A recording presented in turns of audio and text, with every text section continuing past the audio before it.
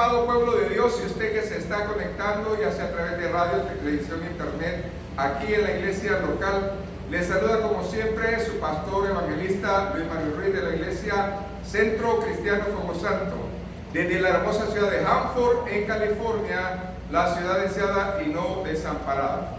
Estamos en la serie Habitemos en la profundidad de Dios, y hoy, hermanos, vamos a caminar hacia otro tema muy importante, y es acerca de los tipos de siervos que Dios utiliza.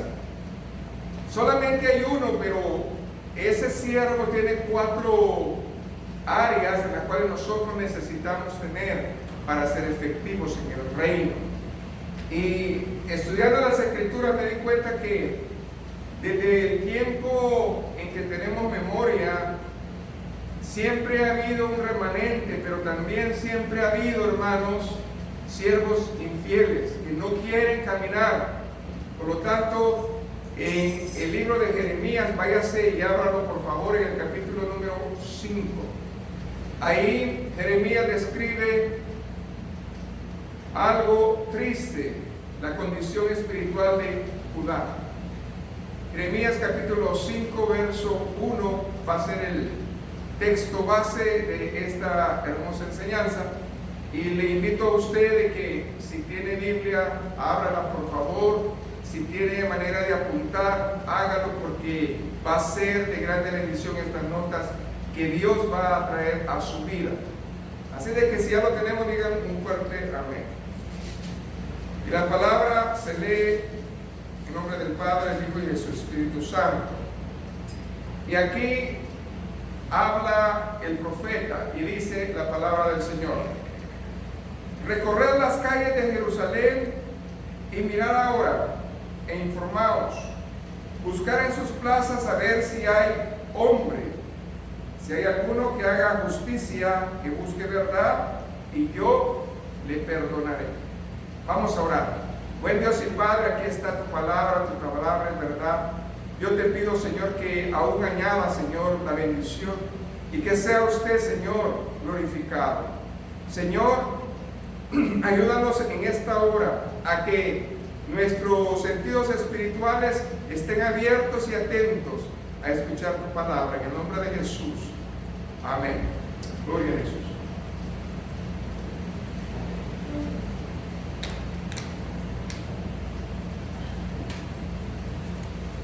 Haga la prueba, ¿no?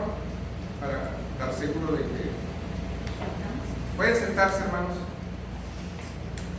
¿Qué colores? Púrpura.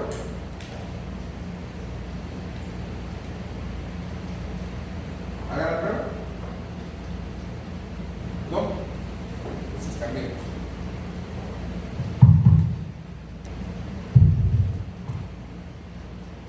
¿Está grabando? Amén. Todo eso lo va a corregir. Gloria a Dios. La mayoría de las personas hoy en día conocen o han oído acerca de Jesucristo. Muchas personas ya conocen o han oído de Jesucristo. Pero lo más importante no es escuchar, porque muchas personas no saben cuántas cosas Él enseñó, cuál fue su misión, cuál fue lo que realmente distinguió sus siervos, sus discípulos. No saben qué es realmente un verdadero siervo que Dios anda buscando. Pero todas esas respuestas las hallamos en la Escritura. Ahí está. Y hoy vamos a tratar, hermano, la manera de responder estas preguntas. Porque el verdadero siervo de Dios se refleja, hermanos, en 4 pilares importantes. Y es aquí donde nosotros vamos a aprenderlos. Muchos ya lo sabemos, pero ¿por qué es importante enfocarlo otra vez? Porque el Espíritu nos ha empezado a guiar este mes en cuanto a los secretos que Dios tiene para nosotros. Ahora que sabemos muchos de ellos, ahora el Señor quiere que nosotros no nos olvidemos de que venga esa bendición a nosotros. Ahora bien, hay 4 pilares importantes de un siervo. El primero que vamos a estudiar es que seamos siervos fieles. Amén. Es una cosa muy importante. La segunda, que seamos adoradores. La tercera es, hermanos, que aprendamos a hacer justicia. Y la cuarta, que vivamos en la verdad. Así de que les propongo en esta primera parte que vamos a estudiar, hermanos, las dos primeras bendiciones o pilares, que es ser siervos fieles y ser adoradores. Pero antes necesitamos irnos al tiempo de Jeremías. ¿Por qué? Porque en el tiempo de Jeremías, como en este tiempo, todavía hay personas que dicen creer en Dios, que dicen que están buscando a Dios, pero la verdad es que están muy lejos de ser siervos de Dios. Y por eso necesitamos leer la escritura original. Váyase conmigo, por favor. Vamos a leer desde el verso 1, Jeremías capítulo 5, verso 1. Y dice la palabra del Señor: recorrer las calles de Jerusalén. Esta es una invitación que el mismo Dios le dijo a Jeremías: recorre las calles de Jerusalén. Es como que Dios hoy en día nos esté diciendo: recorre tu casa donde vives. No, primero recorre tu corazón, y luego tu casa donde vives, y luego tu vecindario. Ve y observa qué ves. Es interesante cómo es que el Espíritu comenzó a hablarle. Es una invitación que vemos a nuestro alrededor. ¿Qué es lo que usted ve honestamente alrededor? ¿Ve a Cristo? ¿Ve a personas del Señor reflejadas? ¿O qué vemos? Eso es lo importante que el Señor nos está hablando hoy en día. Y dice el texto: y mirad ahora e informaos, buscad en sus plazas a ver si halláis hombre. Cuando dice hombre, no está refiriéndose a hombre, al sexo, sino que a cualquier persona.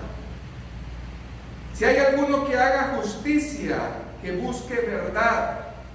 Tristemente, es muy difícil hallar en las iglesias alguien que haga justicia y vive la verdad. Alguien que sea obediente y que busque y haga las cosas del Señor. Y esto es lo que está hablando aquí la palabra de Dios. En todo el tiempo que vivió Jeremías, él vivió en una época en donde Judá estuvo, hermanos, prosperada materialmente, pero en decadencia espiritual. Muchas personas hoy en día tienen medios, tienen recursos, pero están completamente alejadas de Dios y dicen servir a Dios. Y aquí es donde nosotros vemos dos palabras que ya las conocemos: justicia es obediencia y verdad es que nosotros obedezcamos la palabra del Señor. ¿Sí de qué? Se puede decir pues que en toda esa área de Jerusalén, en Judá, recorrió el profeta y no pudo hallar gente que estuviera realmente comprometida con Dios. Solamente el pequeño rebaño que Jeremías tenía. No sé si usted sabe, pero el único amigo cercano a Jeremías era su escriba, el que se llamaba Barak. Ese escriba era el que realmente convivía con él, pero también tenía 3 colaboradores más, y ese era su rebaño, solamente ellos. Es como que estuviéramos viviendo o repitiendo otra vez lo que pasó Daniel. Amén. Daniel y sus 3 amigos. Estamos viendo un paralelismo en que había, hermanos, muchos del pueblo de Dios en cautiverio, pero no querían seguir comprometidos con Dios. Era más fácil comer de la comida del rey y hacer lo que ellos vieran. De que en el tiempo, hermanos, de Daniel, en el tiempo de Jeremías, ¿Qué del tiempo de Noé? Solamente eran 8. ¿Qué en el tiempo de Lot? Estamos viendo, hermanos, de que Dios pone ejemplo tras ejemplo de una realidad de su pueblo que no quiere caminar con el Señor. Ahora, ¿qué dice el verso 2? Léalo conmigo. Aunque digan, vive Jehová, juran falsamente. Otras palabras, Israel adoraba de una forma falsa y ellos adoraban ya a su manera, porque en la adoración de Dios incluyeron rituales, incluyeron tradiciones e incluyeron, hermanos, tipos de religión que Dios no había pedido. Por lo tanto, comenzaron a mezclar ídolos, comenzaron a mezclar rituales, cosas que Dios no había pedido, y ellos decían que sí era real, ellos decían que sí era verdad. Ellos imitaron la adoración de otros pueblos, pero comenzaron a dejar las cosas de Dios. ¿Qué se le venía al pensamiento, hermano, de Jeremías? Es interesante. ¿Qué dice el verso 3? Esto es lo que Jeremías pensaba. Oh Jehová, no miran tus ojos a la verdad. Escuche, no puedo creer que yo estoy viendo con mis ojos espirituales, pero también con mis ojos físicos, cómo es que se está comportando este pueblo. Escuchen lo que les había pasado, no les importaba.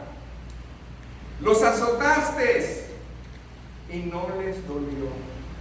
Cuando Dios azota, hermanos, no es que va a venir a agarrar un azote y le va a dar. No. Un azote puede ser un tiempo de tribulación en su vida. Pero ¿qué hace la gente? No aprende. Sigue igual. ¿Qué más dice ahí? Los consumiste y no quisieron recibir corrección.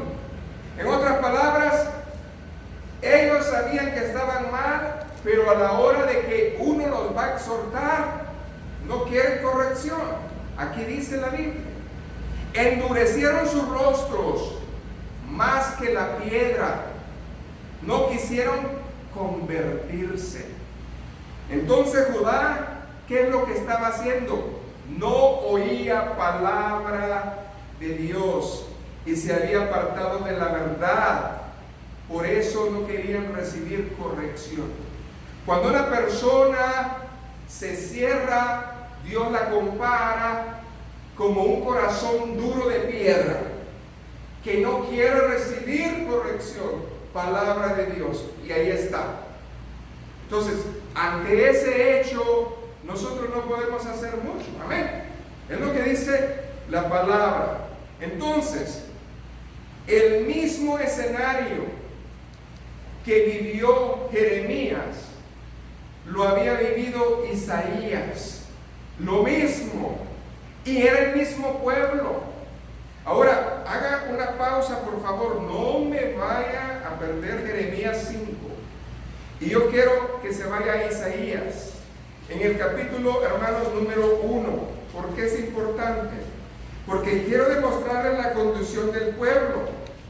Y aquí nos vamos a saltear versos para que vea cómo, pues, en el tiempo de Isaías, el pueblo de Dios también estaba en su religiosidad y no querían corrección de Dios. Comencemos con el verso 3. Isaías 1:3. Qué tremendo como les dice: el buey conoce a su dueño y el asno el pesebre de su señor. Israel no entiende, mi pueblo no tiene conocimiento. ¿Cómo es posible que en lo natural un animalito entendiera más que ellos?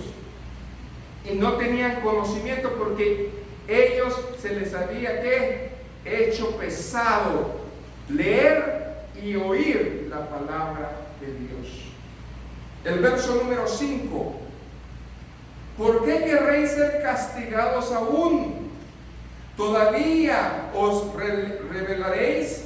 Toda cabeza está enferma y todo corazón doliente, desde la planta del pie hasta la cabeza.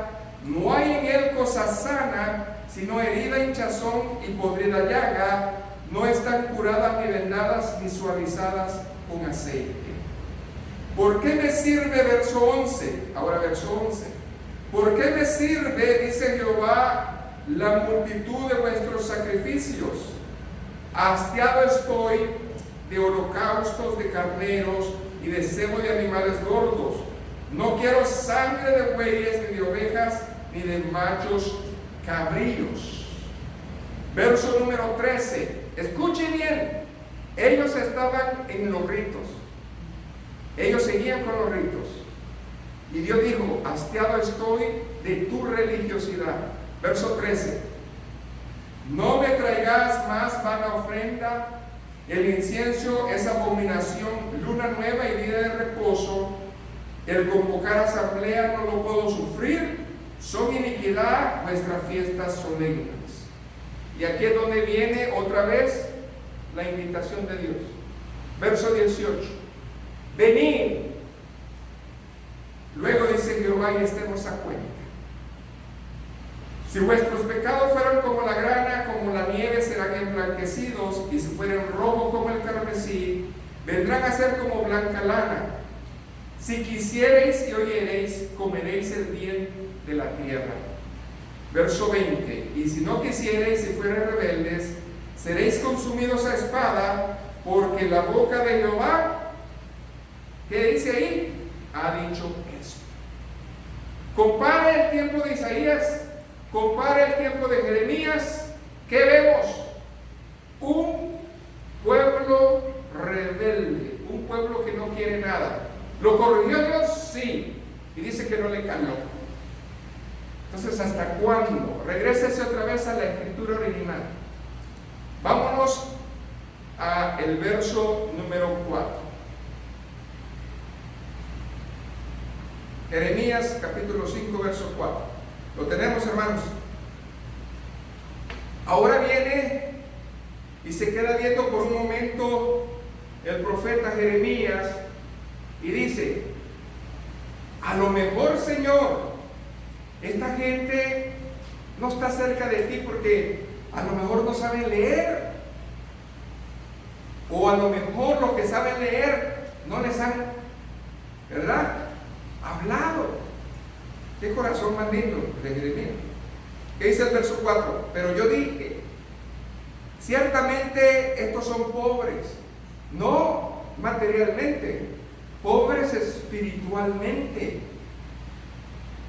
Han enloquecido, pues no conocen el camino de Jehová, el juicio de Dios.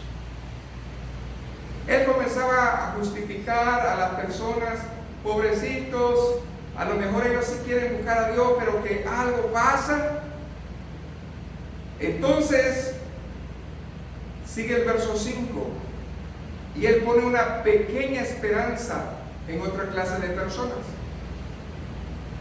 Y dice: iré a los grandes. ¿Y quiénes son los grandes? Lo mejor, a los que sabían escribir, a los que supuestamente adoraban a Dios, se metían con Él. Iré a los grandes y les hablaré, porque ellos conocen el camino de Jehová, el juicio de Dios. Pero ellos también, ¿qué dice ahí? Quebraron el yugo, rompieron las conyuntas. El yugo y las conyuntas son la palabra de Dios. Amén. Eso es lo que significa yugo, eso es lo que significa, hermanos, conyuntas. Ahora bien, ellos torcieron la ley. Ellos querían hacer su propia ley, su propia creencia. Cuando usted escucha a mucha gente decir: todos somos hijos de Dios, nosotros creemos que Dios es con todos, hasta cierto punto es cierto, pero no es cierto. Amén. Hasta cierto punto es correcto. Pero aquí, cuando ellos sabían la verdad y no la practicaban, ni siquiera los que conocían, entonces el verso 1 de Jeremías capítulo me dice a mí que tanto sacerdotes, profetas, reyes y pueblo estaban lejos. Por eso es una urgencia que nosotros veamos a Jeremías como nuestra casa, como nuestro pueblo. Usted es el sacerdote de su casa, es el profeta de su casa. ¿Por qué? Porque Dios le ha encargado ese rebaño. Segundo lugar, profeta, ¿por qué? Porque está hablando la palabra de Dios. Tercer lugar, si ellos que conocen la palabra de Dios están torcidos, imagínense aquellos que están esperando que usted les enseñe. Entonces, lastimosamente, los humanos no aprendemos a través de los libros, aprendemos a través de lo que miramos. Como dice, ¿verdad? Una foto vale más que 1000 palabras, eso dice. O sea, lo que yo pueda ver en usted va a significar más de lo que yo pueda decir. Amén. Y esa es una realidad. Ahora bien, hermanos, el cristianismo que no quiere compromiso con Dios es un cristianismo que se va a morir espiritualmente. ¿Por qué? Porque no quiere, hermanos, estar en su presencia. Ahora bien, cuando nosotros vemos la vida de Jeremías, debemos de comenzar con el nombre. Todavía los teólogos no se han puesto de acuerdo exactamente el significado de Jeremías. Y la tradición habla acerca de que Jeremías en el hebreo significa Jehová exalta. Ahora bien, ¿dónde nació Jeremías? Jeremías nació de escuche bien, hogar de sacerdotes. Su padre era sacerdote, por lo tanto, él de pequeño conocía la escritura. Pero Jeremías, como Isaías, fueron, hermanos, llamados de promesa desde antes de nacer. ¿Eran predestinados a ser profetas? Sí, pero no solamente eso, sino que era más bendición todavía. Amén. Vamos a hacer una pausa.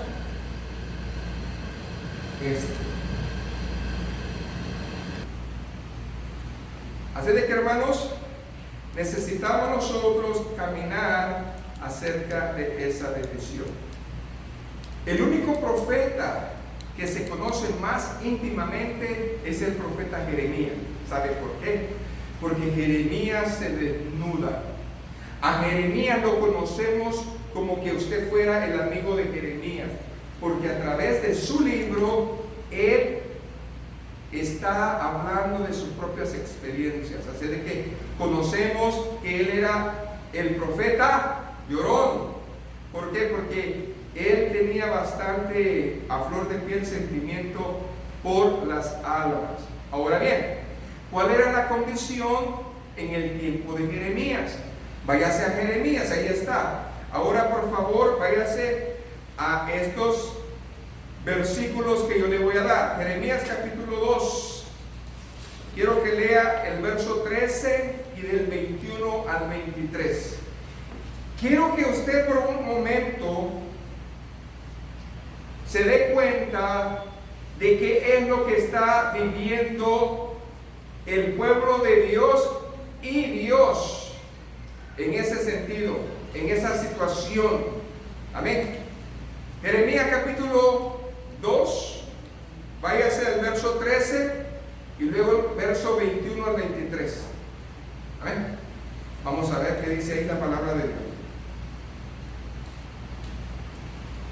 Porque 2 males ha hecho mi pueblo: me dejaron a mí fuente de agua viva y cavaron para sí cisternas rotas que no retienen el agua. Te planté de vid escogida, toda ella de buena simiente, como pues te has vuelto sarmiento de vid extraña. Aunque te laves con lejía y amontones jabón sobre ti, la mancha de tu pecado permanecerá aún delante de mí, dice el Señor. ¿Cómo puedes decir, no soy impura, nunca anduve tras los Baales? Mira tu proceder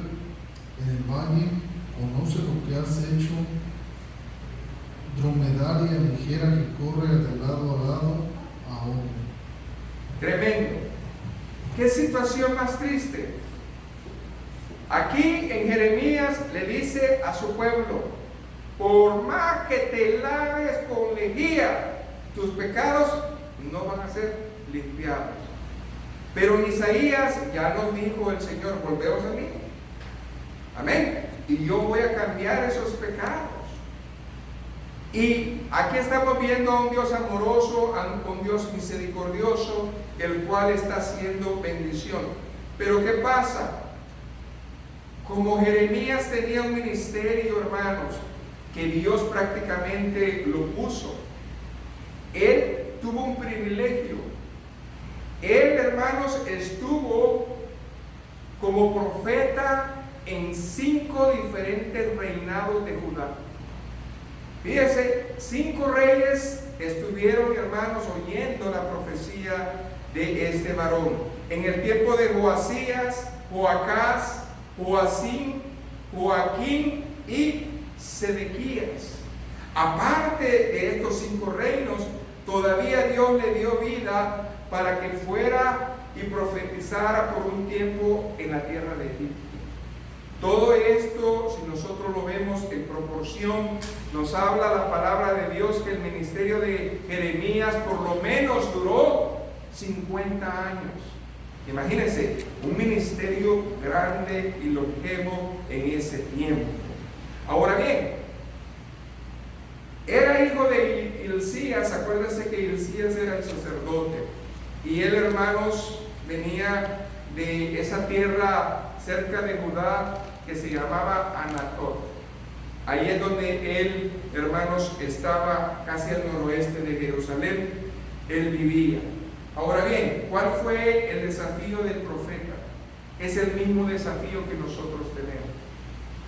Dios nos invita hoy a ver a nuestro alrededor, a ver si hay entendido, a ver si hay realmente alguien que quiera tener justicia y vivir en verdad. Esa es la invitación de Dios para nosotros en este tiempo. Así de que para que nosotros veamos esta clase de persona, tenemos que verlo en 4 pilares. Y el primer pilar que la palabra nos enseña es que debemos de ser fieles servidores. ¿Por qué es importante eso? Porque el que lo pide, el que lo exige es fiel. Dios es fiel. Váyase a Deuteronomio en el capítulo número 7. Ahí usted va a leer del verso 6 al verso 9. Dios estableció su voluntad. Un atributo que tiene Dios es que Dios es fiel. Pero también nos habla acerca de un pueblo que Él escogió. Deuteronomio 7 del 6 al 9. Porque tú eres pueblo santo para el Señor tu Dios. El Señor tu Dios te ha escogido para que le seas un pueblo especial, más que todos los pueblos que están sobre la tierra. No por ser vosotros el más numeroso de todos los pueblos, os ha querido el Señor y os ha escogido, pues vosotros eres el más insignificante de todos los pueblos, sino que el Señor os amó y quiso guardar el juramento que hizo a vuestros padres. Por eso os ha sacado el Señor con mano poderosa y os ha rescatado de la servidumbre de mano del faraón, rey de Egipto. Conoce pues que el Señor tu Dios es Dios, Dios fiel, que guarda el pacto y la misericordia a los que le aman y guarda sus mandamientos hasta por 1000 generaciones. Amén. Escuche bien. Dios, cuando habla, es real, su palabra cumple. Ahora, Dios nos está hablando y nos está diciendo varias cosas. La primera, yo soy un Dios fiel. Y si el hombre hace pacto conmigo, yo voy a guardar su casa. ¿Hasta cuántas? 1000 generaciones. Dios habla. Nosotros no lo creemos, pero Dios habla. Hay muchas familias que están en maldición de generación en generación, cuando Dios puede romper eso y ser de bendición de ahora en adelante. Así de que, hermanos, estamos viendo en el verso 7, Tu palabra lo guardará de generación perversa para siempre. ¿Ok? Dios siempre sabe que en todo tiempo hay un remanente, no solamente siervos infieles. Y Dios está hablándonos acerca de que tanto en el tiempo de Isaías, Jeremías y David había una escasez de siervos. La semana pasada habíamos hablado de que en el tiempo de Samuel la palabra y la visión era escasa. Quiere decir que siempre ha habido esta escasez de siervos fieles y Dios lo quiere. Ahora, cuando vamos al tiempo también de que hace poco leímos una lectura en Daniel 3, fue Daniel 3, donde habla acerca de Sadrach, Mesach y Abednego. Eso fue el viernes donde hablamos y escuchamos de la palabra de que ellos tuvieron que decidir si poner su justicia y poner su verdad en acción. Y ellos lo hicieron. Daniel 3 del 16 al 17 habla acerca de eso. Sadrach, Mesach y Abednego respondieron al rey Nabucodonosor: no es necesario que te respondamos a esto, porque mi Dios, en quien confiamos, nos va a librar. Ellos se quedaron como siervos, ¿qué? Fieles, porque sabían que Dios es fiel. Deuteronomio lo dice. Dios es fiel. ¿Usted cree que Dios es fiel? Entonces tiene que pararse en la brecha. Porque si yo le creo que Dios es fiel, pase lo que pase, hermano, yo le voy a creer. Y eso es lo importante. Vivimos en un tiempo en donde cada uno busca su beneficio propio, lastimosamente. No hemos entendido la definición de siervo. ¿Qué es ser siervo de Dios? Siervo de Dios no es un líder que manda. Siervo de Dios es aquel que orienta y guía. Amén. Que sirve a los demás. Y eso es lo que Cristo vino a hacer. El siervo de Jehová, ¿quién es? Jesucristo.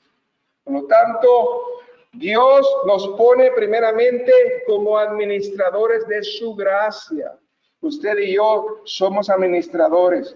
Cuando usted recibe aquí la palabra, usted la administra.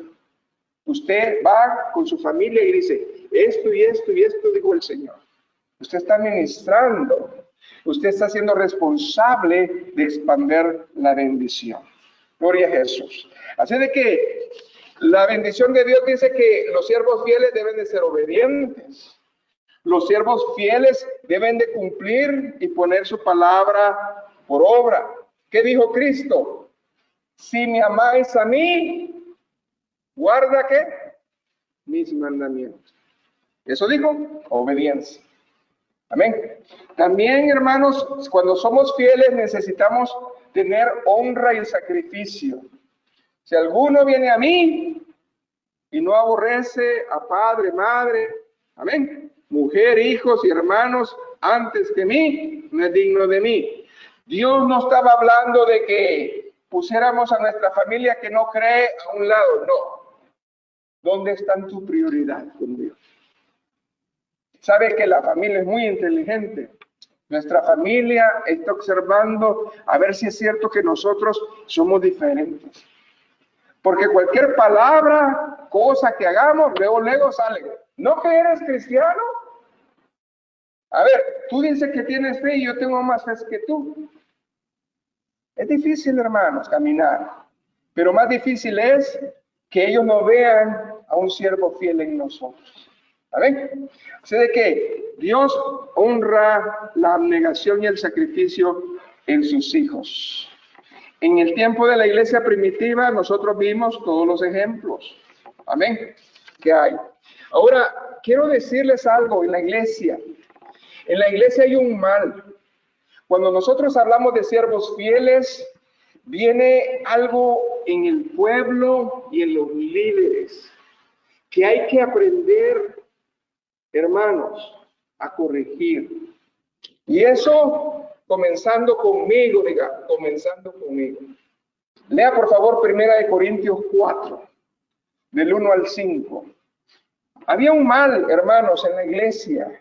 El apóstol Pablo quería enseñarle a la iglesia que cuando somos siervos fieles o no fieles, necesitamos dejárselo a Dios, porque Dios nos mandó a ser siervos, no jueces. Y hay ese problema grande. A veces atrasamos a la iglesia cuando separamos. Y Dios quiere que nosotros veamos y aprendamos e imitemos la fe. Amén. 1 Corintios 4, del 1 al 5. Yo alabo al Señor por su vida, porque usted camina. Gloria a Dios. Amén. Y también pidámosle a las personas que no están fuertes con el Señor. Pero esto es algo muy diferente a estar haciendo división. Tú eres fiel y tú no eres fiel. No está en mí decirlo. Mi trabajo, ¿cuál es? Ser siervo, no juez. Por lo tanto, hermanos, la iglesia dice que debe de estar unida. Amén. En esa bendición, en ese amor. ¿Qué dijo Cristo en Mateo 24:13? Dice, mas el que perseverare hasta el fin, ese será ¿qué? Salvo. Gloria a Jesús. Ahora abra su corazón porque Dios nos va a revelar algo que está aquí, pero lo vemos, pero no lo vemos. Apocalipsis 17:14. Y esto preste atención, porque esto nos va a enseñar a nosotros a fortalecer la fe de muchos que se han quedado solamente con estar oyendo la palabra de Dios. Y Dios quiere que usted crezca. En esta hora, Apocalipsis, hermano, capítulo 17, verso 14. Es importante. Y luego me va a buscar Mateo. Ahora, cuando comencemos a desprender esta bendición, usted y yo vamos a aprender, ahora entiendo, porque parece ser que no está bien explicado, pero sí está. Dice la palabra del Señor. Cuando todo esto pase, va a pelear contra el Cordero, Satanás, Apocalipsis 17:14, y el Cordero lo vencerá, porque Él es Señor de señores y Rey de reyes. Y los que están con Él, apunte eso, son llamados, elegidos y fieles. A ver, usted ponga bien atención en lo que acaba de decir la palabra. 3 cosas son: llamados, elegidos y fieles. Ahora bien, quiero con todo el amor del Señor a usted que me esté escuchando y viendo, que preste atención a esto. Cuando la palabra de Dios aquí se refiere a llamados,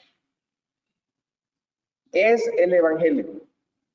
Nosotros, cuando oímos el Evangelio, somos llamados al arrepentimiento. Eso no significa que has aceptado a Cristo. Cuando usted escucha hablar de Dios, que venga Cristo, es el llamado al arrepentimiento. ¿Qué dice Mateo 22:14? Escuche, este es lo importante. Amén. Gracias. Muchos son los llamados. ¿Llamados a qué? A venir a Cristo. Cuando usted escucha la palabra de Dios, es un llamado.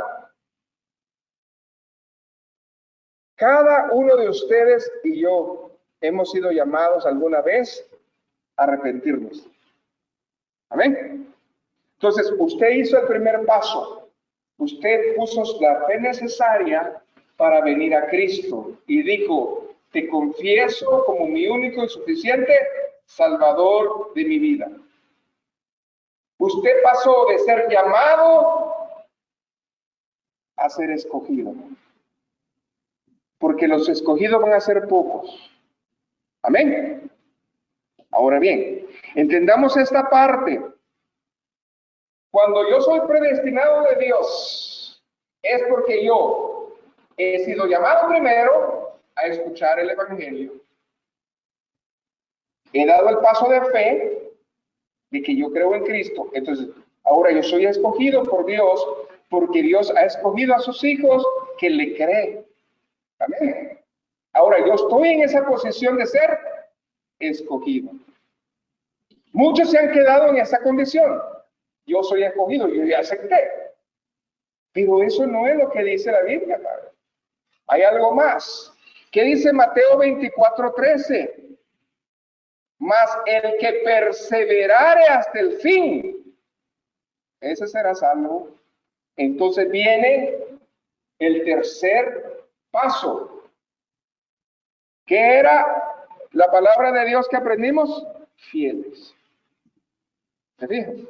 Ahora, tres áreas que nosotros tenemos que caminar en el Señor que no la entendemos, pero ahí está.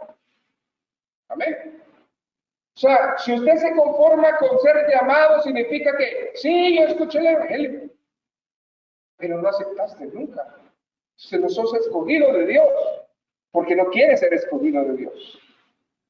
Aquel que escucha y confiesa a Jesucristo, que vino, amén, murió y resucitó de los muertos, ese va a ser salvo, según las Escrituras. ¿Cuál era la doctrina de los apóstoles? Una iglesia que no tenga la doctrina de los apóstoles es una iglesia que niega que Cristo vino en carne, murió y resucitó.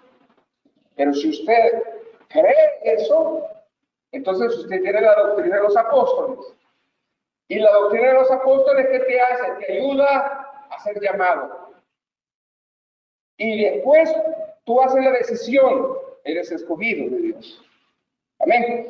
Y fíjense el Señor lo que dice, muchos son los llamados, pocos los escogidos.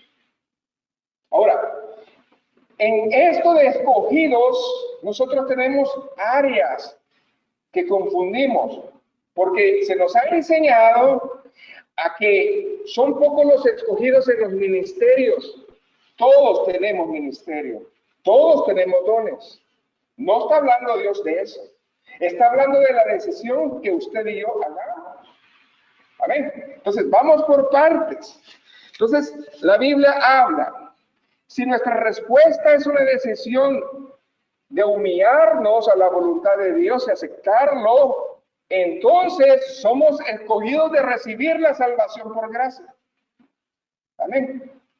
Probablemente usted tenga un familiar que haya recibido a Cristo y es escogido de Dios, pero no es fiel. ¿Qué es ser fiel? Luego de que usted permanezca obedientemente a Dios, entonces usted ya es un llamado escogido y Dios quiere que usted, hermanos, sea fiel. En otras palabras, que tenga una manera de vivir de esa manera. Porque si nosotros no somos fieles, venimos a ser religiosos. Amén. El religioso no tiene compromiso con Dios, cree en Dios, pero no tiene compromiso con Dios, porque no le conoce. Y si usted no conoce a Dios, ¿cómo le va a servir? Amén. Entonces, ¿se acuerdan de las bendiciones que Dios nos dio en las parábolas? ¿Cuáles son las recompensas de los siervos fieles? Usted lo sabe, váyase a Mateo 25. Ahí está. Si usted lee del verso 15 al verso 25, usted va a oír la parábola de los siervos, fieles e infieles. Amén. ¿Y por qué la vamos a leer? Porque es necesario.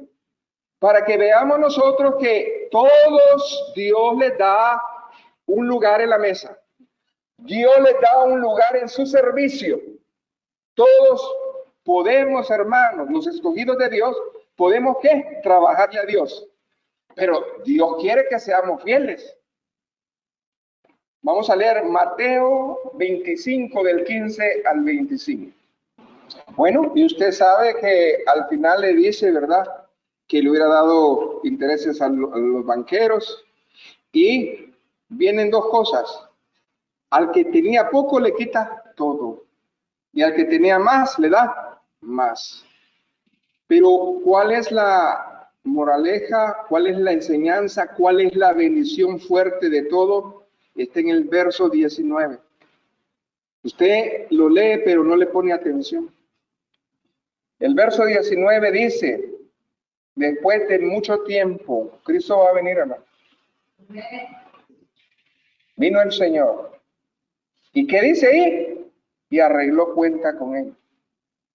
Muchos cristianos están viviendo su vida como que no van a dar cuentas un día. Eso no es ser siervo fiel. Denle un aplauso al Señor. Ahí está todo, hermano.